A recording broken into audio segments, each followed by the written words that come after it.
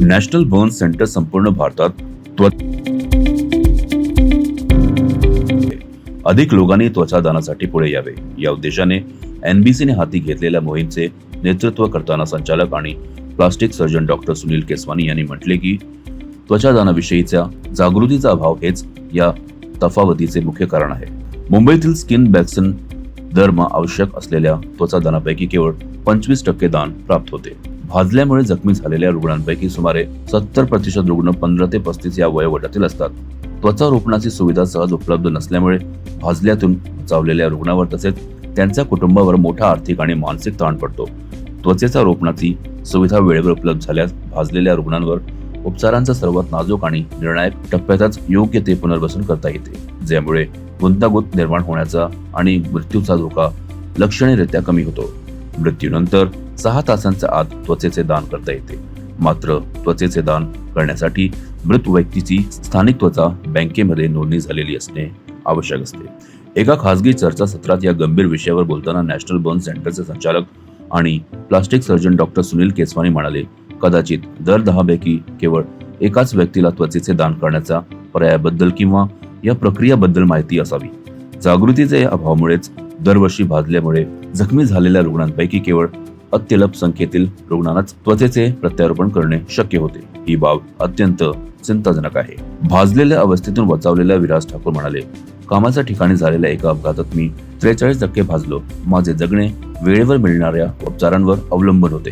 त्वचा दानामुळे शक्य झालेल्या त्वचारोपणच्या सुविधेमुळे माझा जीव खऱ्या अर्थाने वाचला. या जनजागृती उपक्रमाला Rotary club of Bombay north आणि रोटरी क्लब ऑफ देवनार यांनी पाठिंबा दिला. या मंचाला zonal transplant coordination centre, regional organ and tissue transplant organisation, Sumiti group, Sunday friends, Manavata charitable foundation आणि federation of body and organ donation यासारख्या संस्थांकडून सहकार्य मिळाले. बघा, जे पेशंट जे भाजलेले असतात 20% पेक्षा जास्त असतात, 20% पेक्षा जास्त, त्यांची डेड स्किन असली ना, डेड स्किननी पेशंटला इन्फेक्शन होतं. भाजल्यावरती वरची स्किन डेड होते. ती डेड स्किन ताबडतोब 24 तासात काढावी लागते. ते काढल्यावर ते कव्हर करण्यासाठी दुसऱ्या कोणाची स्किन लागते. तर स्किन नसली तर ते काढल्यानंतर परत ती डेड स्किन तयार होते. तर दुसरी स्किन लावली तर डेड स्किन तयार होत नाही आणि त्याच्या खाली नवीन स्किन येते आपोआप आणि पेशंटचा जीव वाचवतो येतो. अँटीबायोटिक्स द्यावं लागत नाही. स्किननी कव्हर केलं तर ते पेन होत नाही, दुखत नाहीत पेशंटला. पेशंट कम्फर्टेबल होतो, नर्व्स कव्हर झाले आणि ते पेशंटमधून प्रोटीन लॉस होत नाही. तर तो पेशंट स्ट्रॉंग असतो आणि ते झाल्यावर पेशंट फिजिओथेरपी करू शकतो, लवकरात लवकर घरी जाऊ शकतो आणि नॉर्मल लाईफ जगू शकतो. स्किनचे खूप आहेत. फक्त बर्न्समध्ये त्याचा फायदा नाही आहे. डायबिटीज असलं त्याच्यामुळे जे जखम झाली त्याच्यामुळे तर फायदा होतो. ते माणूस झोपून वयस्क लोक ते प्रेशरसोर बेडसोर म्हणतात, त्याचा फायदा असतो. ते रोड ट्रॅफिक ॲक्सिडेंट झाले, चमडी निघून येते ॲक्सिडेंटमध्ये, कार क्रॅश झालं तर त्याच्यावर लावता येतं. स्किन डिझीज असले ज्याची स्किन निघून येते, ते ही स्किन लावलं तर नवीन स्किन आतमधून येते. ते या स्किनमध्ये ग्रोथ फॅक्टर आणि काय असतो ते नवीन स्किन यायला ते मदत करतं. काय आहे की मुंबईत एका महिन्यात 150 लोकांना स्किन पाहिजे ते वाचवण्यासाठी त्यांचे जीव. आम्ही मुंबईत फक्त 30 डोनेशन होतात. 150 पाहिजे आणि 30 होतात. 120चं डेफिसिट आहे, गॅप आहे.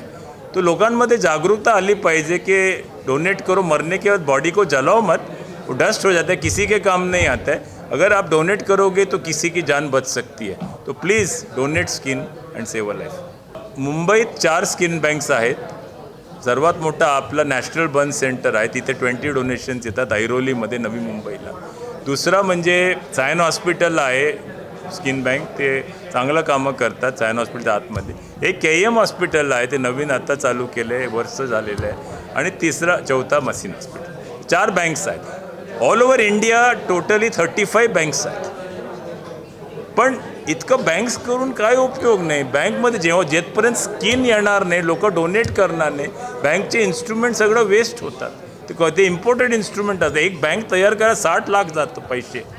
ते रोटरी देतो, काय प्रॉब्लेम नाही पैशांचा. पण ते जितकं डोनेशन झालं, इन्व्हेस्टमेंट, त्याचा वापर झालं पाहिजे, त्याचा यूज झालं पाहिजे.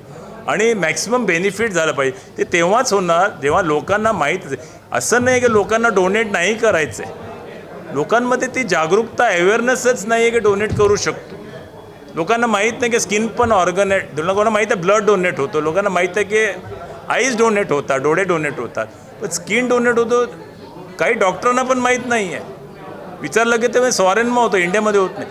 जागरूकता नाही आणि ते आमचं मिस्टेक आहे, आम्ही ते सक्सेस झालो नाही जागरूक. म्हणून मी हे प्रेस तुम्हाला सांगतो की मदत करा आमची, की लोकांकडे पोचा हे नॉलेज की स्किन पण लोकांचे जीव वाचवू शकते. प्लीज डोनेट करा. असंच स्मशानमध्ये जाऊन बॉडी जाळू नका. देर आर 10 NGOs, 10 NGOs आहेत आणि fantastic 95% of skin donation happen through NGOs. 95%. मी जेव्हा भाजलो गेलो माझा उपचार करायला, आम्ही म्हणजे मी भाजला गुजरातमध्ये होतो माझ्या फॅक्टरीमध्ये. तिकडून आम्हाला इकडे नॅशनल बर्न सेंटर ऐरोलीला आणलं गेलं आणि म्हणजे जसं कारण खूप जास्ती बर्न होता, तर आल्याच म्हणजे मी पोचला असणार 5:30-6 आल्याच स्टाफ पण तिकडे थांबून होतो की बाबा जे आहे पहिले सगळं केअर करून घेऊ, जे आहे स्किन काढायचे ती सगळं स्किन काढून म्हणजे आम्हाला बँडेजेसमध्ये रॅप करून उद्याच्या दिवशी लगेच सर्जरी करून घ्यायला, ताकी नाहीतर वाचायचे चान्सेस नसते आणि इन्फेक्शन आणि सगळं खूप होऊ शकते. कारण स्किन नाहीच 43% स्किन नव्हती, तर इन्फेक्शन आणि सगळ्याचे चान्सेस खूप असतात. तर म्हणून नेक्स्ट डेच हे काय बोलतात माझी सर्जरी केली आणि मला स्किन डोनेशननी जे काही स्किन असते त्यांनी ज्या जिकडे काढलं होतं स्किन ते सगळं कवर करायला घेतली आणि मग ओव्हर द पिरियड म्हणजे 2 महिन्यांसाठी माझे बाकीचे सर्जरीज झाले. 3 सर्जरीज पुढे पण लागल्या. तर एव्हरी पार्टला हळूहळू त्याची म्हणजे माझी स्वतःची स्किन लावायला घेतली. दुसरी स्किन जी लागायची कारण तिला जर कधी स्किन एक्सेप्ट नाही होत तर दुसरी स्किन लावायला लागते, तर ती स्किन लावली. हे सगळ्यांनी मला जेवढा वेळ 2 महिने लागले कवर करायला सगळं आणि मग मी डिस्चार्ज झालो. आणि त्या टाईमला असं काही फिलिंग नसतेच आपल्याला ते कारण माणूस थोडा म्हणजे जो आहे ॲडमिट आहे तो खरं खूप पेनमध्ये असतो. तर दुसरी स्किन लावली का काय एकदा स्किननी कवर केलं की त्या इकडूनचं दुखणं आणि सगळं कमी वाटायचं. थोड्यासं माझ्या सर्जरीमध्ये माझी स्वतःची पण स्किन वापरली गेली आहे थोडी, तर जिकडून माझी स्किन काढली ते जास्ती दुखायचं आणि जिकडे माझे सगळे बर्न्स होते, जिकडे दुसऱ्यांची स्किन किंवा माझी स्वतःची स्किन लावली तिकडे मला दुखायचं बंद व्हायचं.